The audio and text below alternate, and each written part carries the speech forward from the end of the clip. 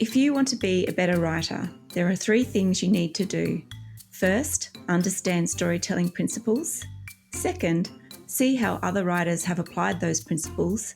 And then thirdly, use them in your own work. Here on the Story Nerd podcast, our goal is to demystify story theory.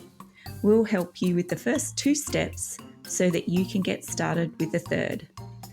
I'm Melanie Hill, writer, editor and poet, and I have a passion for middle grade and young adult stories, spy stories, fairy tales and master detective novels. And I'm Valerie Francis. I'm a writer and literary editor, and I focus on stories by, for, and about women. On today's episode, Valerie pitched The Invisible Man so that we can study the hero's gift expressed. This 2020 film was written and directed by Leigh Whannell and is based on the novel by H.G. Wells. And just a reminder that there will be spoilers because we can't talk about the movie without talking about the movie.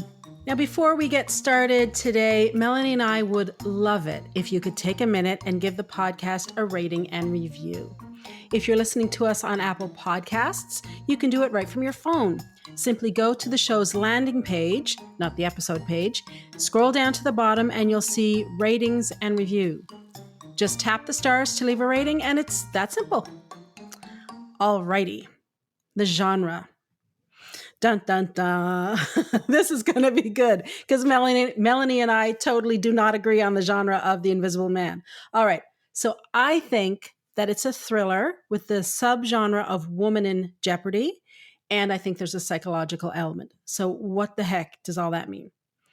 Now, I've done a fair bit of studying into the thriller genre because the book that I'm writing right now is a thriller. And I have to say, this is a really interesting genre. It is evolving so fast and in really cool ways. Now, it used to be that a psychological thriller was one where the antagonist had some kind of a medical diagnosis or a medically recognized mental illness, and he was a character previously unknown to the protagonist. Primal Fear is a really good example of this. But Gone Girl, that brilliant novel Gone Girl, changed all of that. Thank you, Gillian Flynn, you're a genius. Now the antagonist is usually known to the protagonist, often intimately, and the way he targets the protagonist is by messing with her head. So sort of gaslighting. Previously, the adjective psychological was used only with thrillers, but now any genre of story can have what I call a psychological element. Now, in marketing terms, this psychological element is often referred to as a thriller element, and Black Swan is a great example. It's a performance story, but it's marked as a thriller because of Nina Sayer's psychological decline. The woman in jeopardy subgenre usually involves some kind of domestic violence, where the woman is being abused by her intimate partner, her husband, or her boyfriend. Now, so far, I've only seen these stories with heterosexual couples, but if you wanted to innovate the genre, you could write it with a same-sex couple. If that's already been done, please let me know. You can contact me on Twitter or Instagram at Valerie_Francis, because I would really love to dive into those movies and see how they work. And of course, the other way you can innovate it is have the male in the heterosexual couple as the character who is being abused by the female. So again, this is a place where we, as writers, have to be aware that there's a difference between genre for the writer, genre in writing terms, and genre when it comes to reading or marketing a story. Now, the secondary genre, I'm saying it's a loose status sentimental. It isn't as cut and dry to me as the external genre. However, I think it leans most closely to status sentimental because Cecilia is a weak protagonist who triumphs, and the audience feels relief when she does triumph. Relief is one of the core emotions of a status story. Now, of course, weak is a relative term here. She's certainly weak in relation to Adrian, the antagonist, and that's what's important for this subgenre. Adrian is holding all of the cards at the beginning of the movie, and Cecilia has none. She isn't a weakling, Not mentally, not physically, but strategically, her position is weaker. Of course, when I say she isn't weak physically, I mean that she isn't physically frail or ill. Although, yeah, I mean, it's true. She's not as physically strong as Adrian. Men are typically stronger than women. All right, Melanie, what do you have for genre? So I always find it interesting when we disagree on genre because I think it forces us to uncover or think about things a little bit deeper than what we might do if we actually agree with it. But I see the external and the global genre of the movie as horror because the force of antagonism for me is a monster who can't be reasoned with. And the core emotion experienced by the audience is fear. And I see the extreme outcome faced by Cecilia as a fate worse than death. And I think that's realised in the movie. For the secondary genre, I found it very hard to determine what that was for the Invisible Man. And that's because of how the story ends. So none of the internal genre value spectrums, I believe, fit this story exactly. But Celia must become Adrian, even if it's momentarily, to escape him. And she goes from powerless to powerful. So I suppose that fits in with what you were saying. And I think if she does, well, it's probably slightly different, but I think from going from powerless to powerful, that sort of makes it more a society story. But that's an external genre if we use story grid, the genre clover or the content clover in story grid. However, I believe that maybe Cecilia is a personification of the society genre in this movie, and I think that her internal arc is the internalization of the society story. So that might be a bit convoluted and complicated, but that's the sort of thinking that I was using when I was coming up with genre. Okay, let's get into this. In a previous episode, I mentioned that there's a difference between a thriller and a story that's thrilling, a horror and a story that's horrifying, a suspense and a story that's suspenseful. And I think this is a really good time to dig into that a little bit and explain what I mean by that. Okay, Melanie, I can see why you'd call Adrian a monster. I really can. And I can see why you think that he cannot be reasoned with. I get it. His behavior is certainly monstrous. And in real life, we can, and often do, think of someone like Adrian as a monster. But as writers, we have to think of these terms as they relate to storytelling and not as they relate to real life. The mark of a story well told is that it evokes an emotional response in us. But when we're analyzing stories, when we're studying the craft, we've got to set those emotions aside, and that is not an easy thing to do, especially when the story is really well written. In storytelling terms, a character who exhibits monstrous behavior isn't necessarily a monster. A story that horrifies us isn't necessarily a horror. There's a difference between the way we feel about a story and the way we write a story. Readers or viewers describe their reaction to a story using adjectives: monstrous, horrifying, thrilling, and so on. But writers describe stories using the nouns: monster, horror, thriller, etc. All right, so what's the difference? What the heck am I talking about here? Well, to start, a thriller is a mix of three other genres. It's a mix of action, crime, and horror.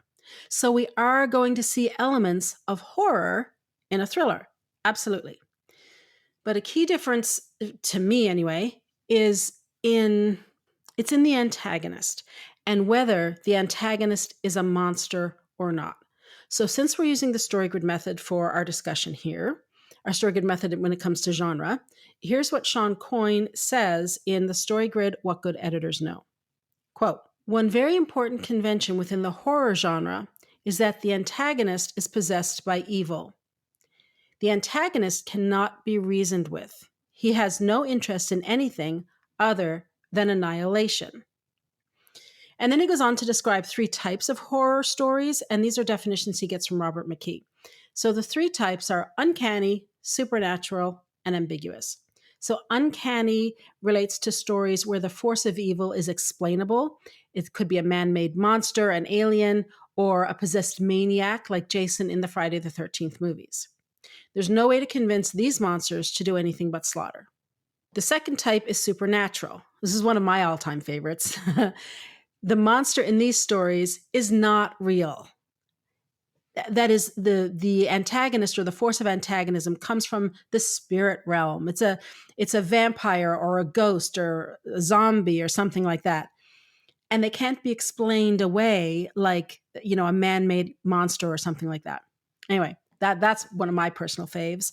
And then the last one is ambiguous, where the reader or audience is kept in the dark about the source of evil. We know there's something happening, but we can't point to our finger and say that's the character doing it. And in the ambiguous horror stories, the sanity of the protagonist or the victim comes into doubt. So that's that psychological element that I was talking about earlier. It applies here in a horror story as well. So if The Invisible Man is a horror, then, notwithstanding what I just said, I think it would have to be uncanny. Even though I just talked about the psychological element for the protagonist in the ambiguous subgenre, the reader is not, or the viewer is not kept in the dark about the source of evil. We know it's Adrian, right? We know it. So if The Invisible Man is a horror, it would have to be in the uncanny subgenre. But Adrian isn't a possessed maniac who can't be convinced to do anything but slaughter. He's not possessed by evil. He's not targeting his victims randomly. He's targeting Cecilia very specifically because she is his partner. She does ask, "Why me? I'm just some girl you met at a party." And so that can make us think that his attack is random, but it's not. Adrian targets only those in his inner circle, Cecilia and his brother Tom. Even killing Emily is actually an attack on Cecilia. Adrian's primary interest here is manipulation and control, and he is unrelenting. It's not annihilation. If it was, he'd simply have murdered Cecilia. He wouldn't be taunting her the way he does. He simply would murder James and Sydney and Tom. He wouldn't be using them as pawns to get to Cecilia, which is what he's doing. So is Adrian monstrous? Oh yeah, yep, 100%. I totally agree with that. But is he a monster in storytelling terms?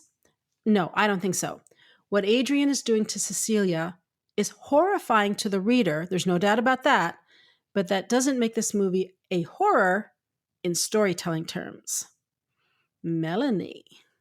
Rebuttal.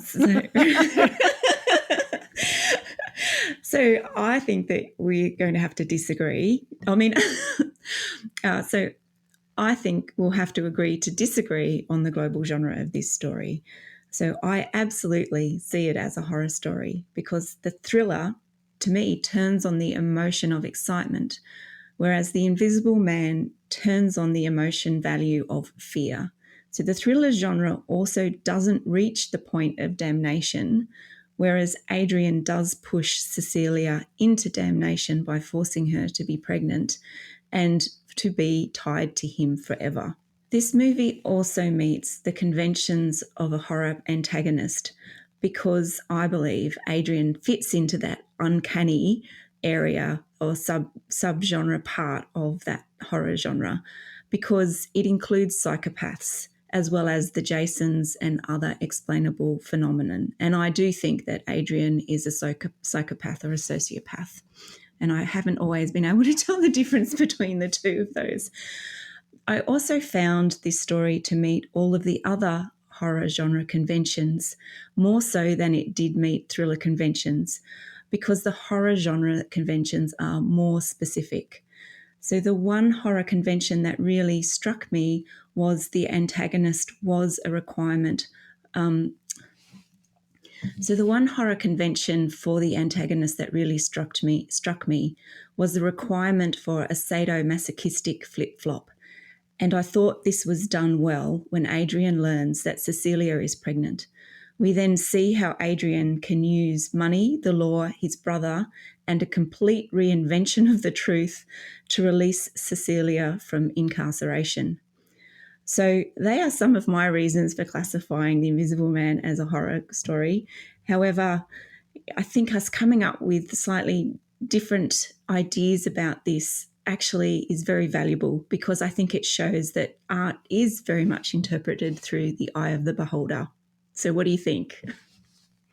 Well, that is a good point. Yes. When we're writing a story, we, as the authors, need to be really clear about what kind of story it is we're writing. We need to decide whether we're writing a horror or a thriller. However, once the manuscript is locked and it's made into a book and sent out into the world, the reader is going to see it through his or her own perspective and set of experiences in the world. So they're going to choose to see it as a horror or a thriller. So I'm seeing it as a thriller because that is the lens I'm looking at it through. And you think it's a horror because that's the lens you're seeing it through. But yeah, we're going to have to agree to disagree. Anyway, moving on. This season, I am studying the hero's gift expressed, and Melanie is studying forces of antagonism. And luckily for us, the Invisible Man is a really good example of both. And in fact, both of these topics relate to one another. They're interconnected. This is really cool. Let me explain what I'm talking about here. There are only 3 ways that the protagonist can triumph over the antagonist. She can outsmart him, she can overpower him, or she can do both. And whether she outsmarts, overpowers, or both will depend on the nature of her gift and what it enables her to do, because it's the expression of her gift that allows her to triumph. And if she fails to express the gift, she'll be defeated. The first 2 episodes of the season gave us pretty obvious examples of what the hero's gifts were and how they were being expressed. The Invisible Man isn't quite as obvious, but the technique is used just as effectively. In fact, I think it's a brilliant example of the storytelling principle. So what is Cecilia's gift? It's her knowledge. She knows Adrian better than any other character in this story, and that includes his brother Tom. So how did I come to this conclusion? How did I identify Cecilia's gift? Well, I admit the gift isn't revealed to the audience as overtly as it was in Legally Blonde or Bend It Like Beckham. In fact, I didn't even really recognize it as Cecilia's gift at first, not on a first watching of the movie. But it made sense when I got to the end of the movie. It didn't strike me as weird. Nothing came out of the blue. It made sense only when I knew the end of the story. And it's a really good point to make right here, actually. When we're analyzing a story, we do it from the perspective of someone who knows the whole story. That's why when you want to analyze a film or a novel, the first thing that you do is just read the book through like a reader, just watch the movie so that you know the whole story, and then you can analyze. Okay. If you remember in Legally Blonde, Elle's gift was revealed in the first 5 minutes when she demonstrated that she knew more about the dress than the saleswoman did. In Bend It Like Beckham, Jess's athletic gift was also apparent by minute 7. In The Invisible Man, Cecilia's gift, which is her knowledge of Adrian, is shown to the audience at about the 5-minute mark, and this is when she types the password into the security system. The timing is important here, so listen closely. We have about 10 pages to hook our reader. Filmmakers have about 10 minutes to hook their viewer, and in a screenplay, 1 page of a script is about a minute of film time. This whole business of hooking a reader or viewer isn't a mysterious or magical thing that some writers fluke into and others don't. There is a way to do it, and people who understand story theory write about it and talk about it all of the time. There are certain boxes that need to be checked, and demonstrating the hero's gift is one of them. Why does it have to be in the first 10 pages? This is a really practical reason. Because if you're trying to get an agent will read 10 pages. If they're not hooked, they pass on the manuscript. And this is not an agent being persnickety here. They're not setting this 10-page rule. They're really not. They read a lot of manuscripts, a lot. And they know that if they're not hooked, the editor at the publishing house won't be hooked, and the reader in the bookstore will not be hooked. So what if you're an indie author and you're publishing your own books? Well, you give the prospective reader a 10% free preview, right? Now, assuming you haven't front-loaded your book with advertising and requests for mailing list signups, the 10% will include the first 10 pages of your book. In fact, even if you have front-loaded your book with the advertising and so forth, make sure that whatever percentage of free preview that you give includes the first 10 pages of your book. You're doing yourself a favor there. If you've done your job right as the novelist, the prospective reader will be hooked within those first 10 pages and will make a purchase. And that's what we want, right? We want them to buy the book so we can pay our mortgages. If you can hook the reader in the first 5 pages, all the better.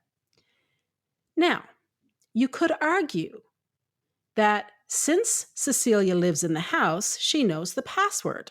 I mean, everyone in your house knows the password to your security system, right? Anyone who lives there.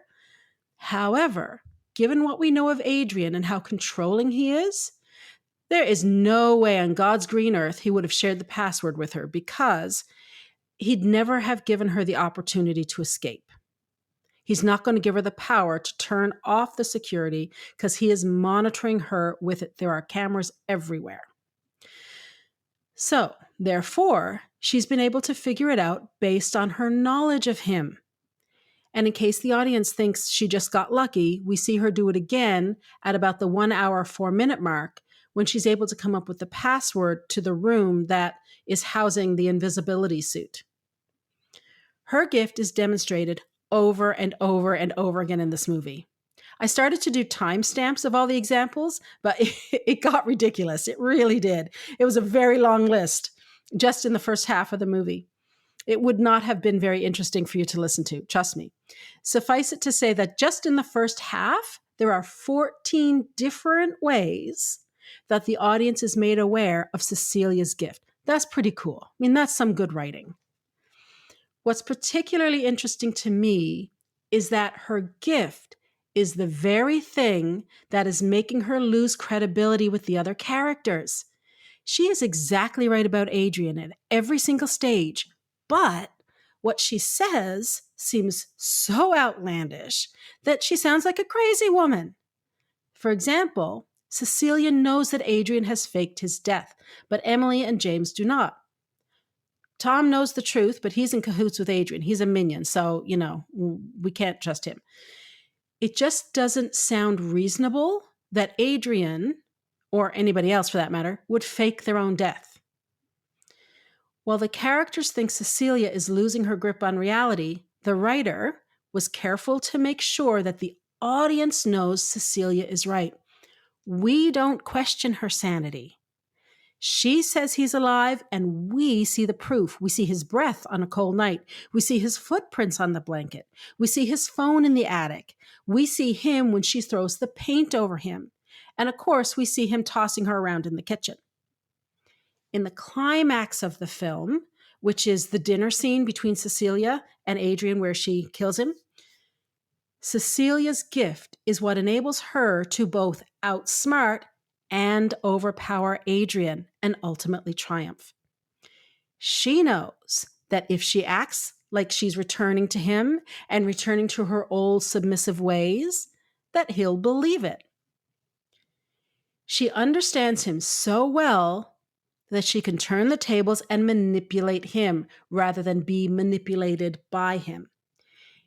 In this scene, Cecilia is able to beat Adrian at his own game. It is so delicious.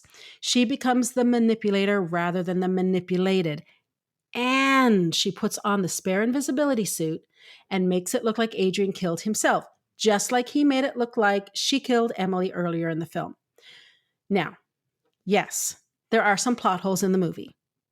And this whole business with the second invisibility suit, that's one of them. But we're just going to gloss over those for now because I'll go off on a whole other tangent and, no one has time for that. Okay.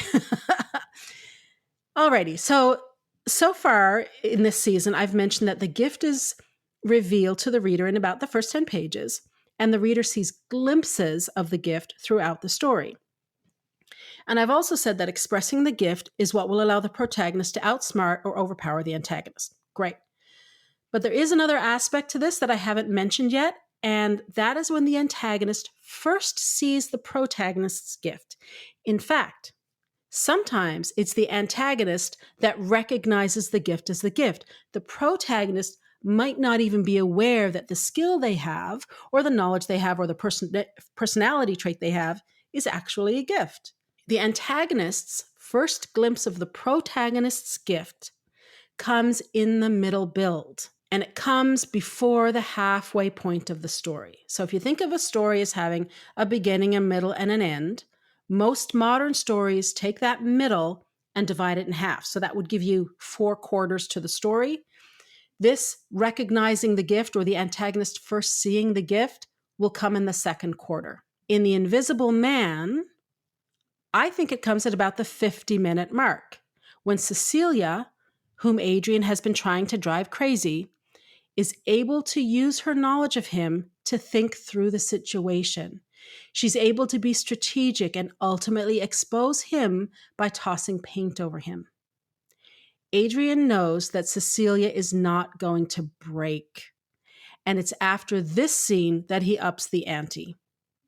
Now remember, the antagonist is testing the protagonist. Why? Because he wants to evaluate what kind of threat she poses to him. Seeing the gift, becoming aware of the gift, and seeing it in action is what enables the antagonist to make this evaluation. In The Invisible Man, this scene lets Adrian know that Cecilia is a much tougher opponent than he thought she was. His attempts to break her have not been successful, and so therefore, he's going to have to apply even more pressure. So, Valerie, the gift express that you've identified is really thoughtful and is a perfect illustration of why writers need to study story at a deeper level. But one of the thoughts that I had about the gift was along the lines of Cecilia does what's needed to be done so that she can escape. So she's willing to go that extra mile. She's willing to take that risk, because both times Cecilia, she's forced into that situation.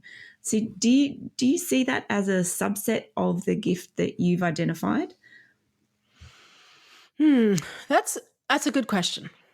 I have to think about it. Yes, Cecilia is certainly tenacious, and she's determined. There's no doubt about that. And I suppose that could be an aspect of her gift. The gift is something that sets the protagonist apart from the other characters. It could be a physical skill. It could be a personality trait or a view of the world.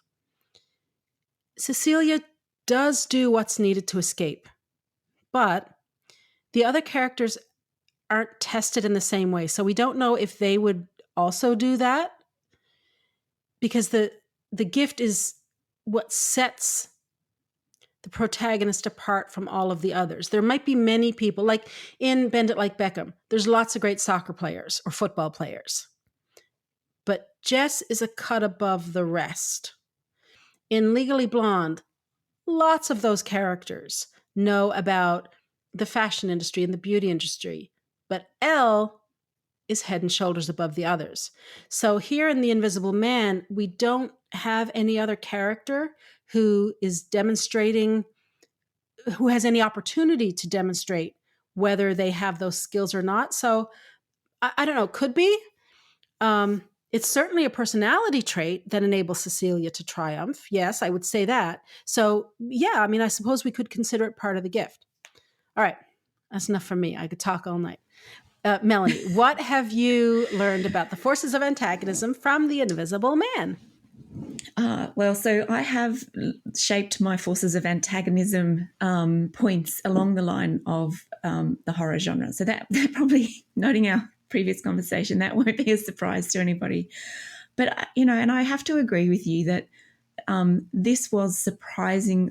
For me, it was surprising at how good this movie was as an illustration of the two topics that we're looking at this season, and it was a pleasant surprise. I think I was really blown away by, like you said, there's plot holes, but I was blown away by the other aspects of how well constructed this story was.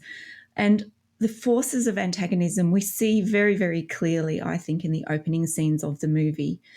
Cecilia's escape establishes the type of person that Adrian is.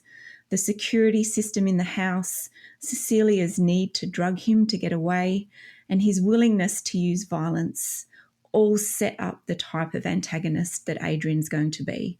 Even though we don't actually see Adrian's face properly until the ending payoff of the story, but we do see him punch through the car window to try and pull Cecilia out of the car as she tries to escape. So that was an interesting thing to note, that we actually don't really see him in full character until right at the end of the movie. But that, to me, again, that fits in some ways in with that horror, the conventions of the horror story. But I just want to divert for a moment, because this gives you some context around, why I've probably come up with some of the things that I have done. But while I was watching the movie this week, the Queensland coroner released the findings in the murder of Hannah Clark and her 3 children by her husband.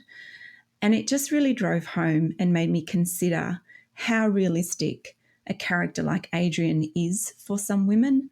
And it made me consider how most of us know what type of person Adrian is, and what he's going to do to Cecilia at the point where Emily drives away. So none of this really surprises us if we're honest with ourselves. And while there are fantastical elements in The Invisible Man, this story is based on some fundamental truths. And I just think it's worthwhile pointing that out, because it really drove it home for me, just with the current affairs going on around here and watching this movie at the same time.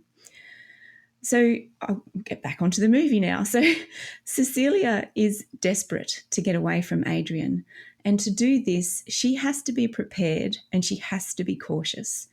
She's also scared enough to ban her sister Emily from visiting her once she's escaped, just in case Adrian follows her. So right from the start, we know this is not a person who is going to let Cecilia leave him without consequences. So our empathy immediately, I think, is with Cecilia. In our first episode this season, I listed the types of antagonism available to authors to use in stories. And the type of antagonist in The Invisible Man I've identified as the villain. So the villain is intent on destroying the protagonist. However, villains in action stories and some thrillers mainly have one personality trait that allows audiences to empathise with them. And if we look at villains in action movies, they usually have a reason, albeit it might be a warped one or a twisted reason, that drives their actions. And so the audience can understand the villain's motives, even if they don't agree with those motives. And I don't think this is the case in a horror story. The horror story takes the villain to the next level. So monsters in horror stories do not create or build empathy in the audience. And the audience is not meant to empathise. And this is important for the ending of the horror story, because the antagonist's only option at the end of these stories is to kill the monster. So the audience then feels relief and has no remorse, just like the protagonist. And there's that sense of relief that Valerie talked about just before. So Adrian, to me, is a monster. He is intent on destroying Cecilia. And I don't mean kill her. I mean destroy the part of her that enabled her to escape. So he wants to trap her. So Cecilia also tries to reason with Adrian, although she's very unsuccessful when she does this. This wouldn't happen when a monster is non-human. However, I do think that part of this convention, when you do have a human protagonist that's acting as a monster, she needs to try and do this so that she shows that Adrian is devoid of any ability to have a reasonable dialogue and is missing fundamental human attributes. And I think that that's quite important. And I think that's shown quite well in the movie. So the monster in horror films can't be reasoned with. Again, I believe this is linked to ensuring that there is no empathy for the monster and also maintaining a sense of fear in the protagonist and in the audience. I think we do fear the irrational and those without a conscience or people who live without empathy or remorse. And we tend to monsterize them, I suppose, is what I'm trying to say. Tom tells Celia, however, that Adrian's reasons for tormenting and attacking her are because she is the only person who doesn't need him. Now, to me, that's not a reason. Adrian's actions are about complete control, taking away autonomy and tying Cecilia to him for the rest of her life by isolating her and forcing a pregnancy on her, which will bind them together for as long as either them or the child lives. The whole middle build of a horror story is the monster attacking the protagonist and revealing the full extent of their power and taking the protagonist to the edge where death would be a mercy. The protagonist's fate will be worse than death if the antagonist wins, and we see Adrian do this via various means after he's faked his own death.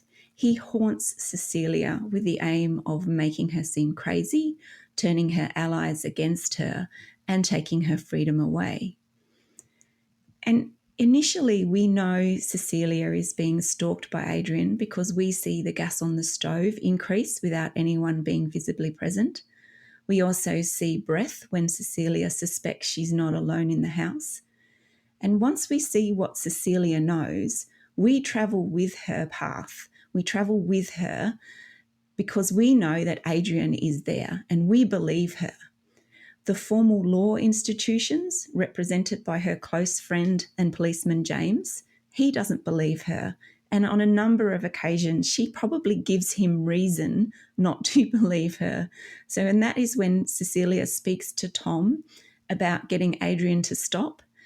It is when Adrian hits Sydney, but Cecilia is accused of actually striking Sydney. And it's also when Cecilia is left holding the knife after Emily's throat has been cut in public. We experience Cecilia's powerlessness as Adrian slowly turns all her allies against her, and his plot to regain control over her is revealed. And at this point, it's really interesting to compare how the forces of antagonism interact with the protagonist in different genres. So in Legally Blonde and Bend It Like Beckham, the force of antagonism doesn't act the same way. This makes sense. So for performance stories, the force of antagonism is about the protagonist's ability to compete in the arena that they've chosen, for example, a courtroom.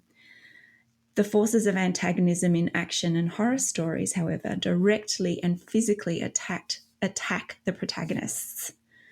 And that makes sense as well because the value scales that these movies really work on move from life to death or a little bit past that. So that actually makes sense.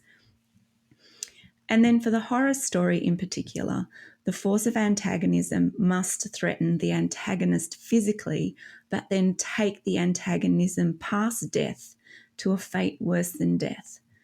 So, and this links really nicely in what Valerie was saying earlier, in that the force of antagonism must also attack the psychological well-being of the protagonist to make this happen in your story. And the psychological attack is based on the protagonist's worst nightmare. And Cecilia makes it very clear in the beginning part of the movie that being tied to Adrian by having his baby is her worst fear. That is what she was actually trying to escape. However, she believes that that's actually not possible because she was secretly taking the contraceptive pill. She should maybe have known Adrian a little bit better than that. However, that wouldn't have done the story justice or wouldn't have served the story if she did. we don't get to the point where we fully understand that realization until the second half of the movie. And what I mean by that realization is where that fate worse than death is suddenly realized. And this is where we find out that Cecilia is pregnant. And up until that point, Adrian does attack her physically by drugging her and beating her. He also attacks her psychologically by emailing Emily, letting her know that there's no one who will believe her because she knows he's there and he knows that no one's going to believe such a fantastical story. He also hits Sydney and as we've mentioned, he kills Emily and frames Cecilia for it.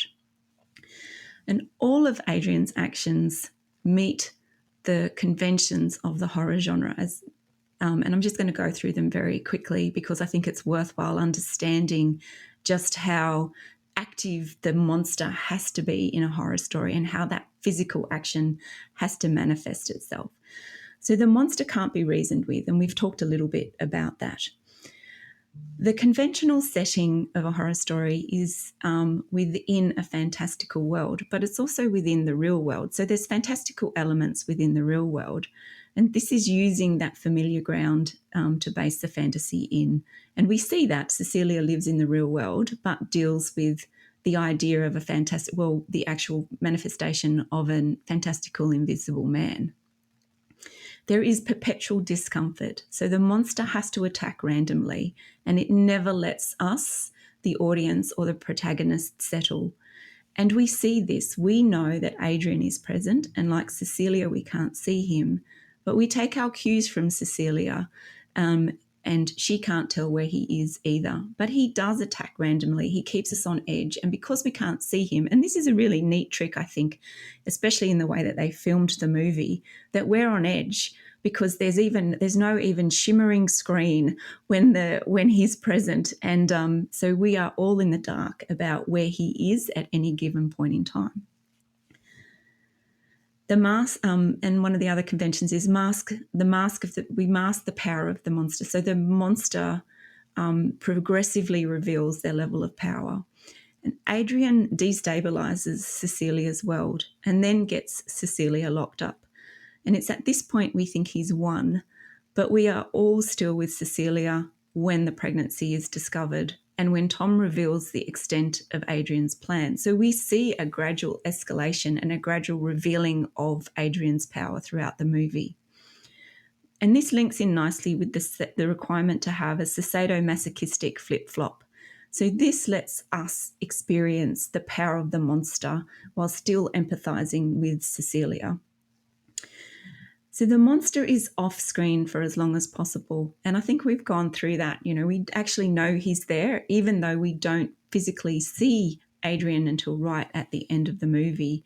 We do get progressive glimpses of the man in the invisible man suit, especially with the fire extinguisher when she's in the attic, when she stabs the suit, and it's actually Tom.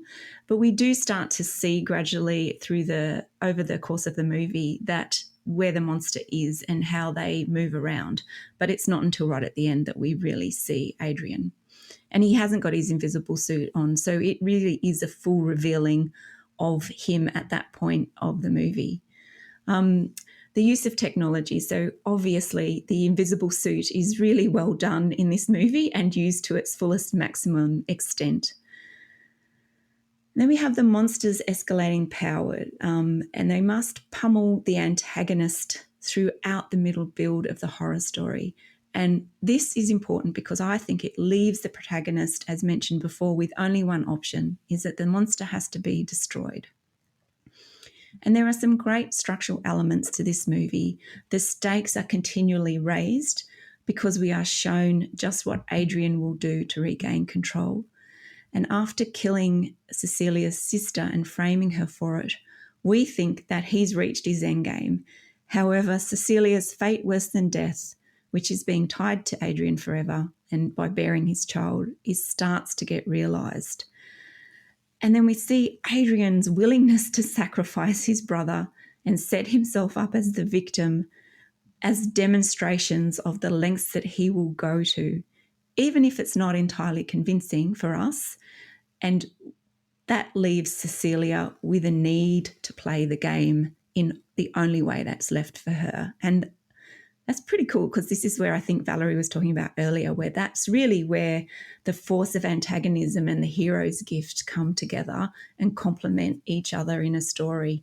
And even though it sounds really obvious, until you start to look at some of these things, it really, you know it, but you don't consciously know it until you start to look at it. So I'm finding this fantastic and really interesting as we analyse this and talk about these two different aspects of storytelling. So, as I've mentioned before, the antagonist in the horror movie must take the protagonist to the edge, to the point where they think that death would be a mercy if they don't use their gift and take back their power. And at the end of this story, Cecilia is right back in the spider's web. Adrian denies everything, even though she knows what he's done and he knows that she knows. There is only one way out for her, and it's either her death or his death. And she uses his own technology against him. And I'm not sure how Adrian doesn't know about her hiding spot, but, again, that's a plot hole that we'll let go through to the keeper. There's a few of those in the story, but we'll let that one go through to the keeper. And this is interesting. So I'm going to put forward an idea that the only way to defeat this type of antagonist, so the monster antagonist, is to become them, even if it's only for a moment. Because what other choice does Cecilia have?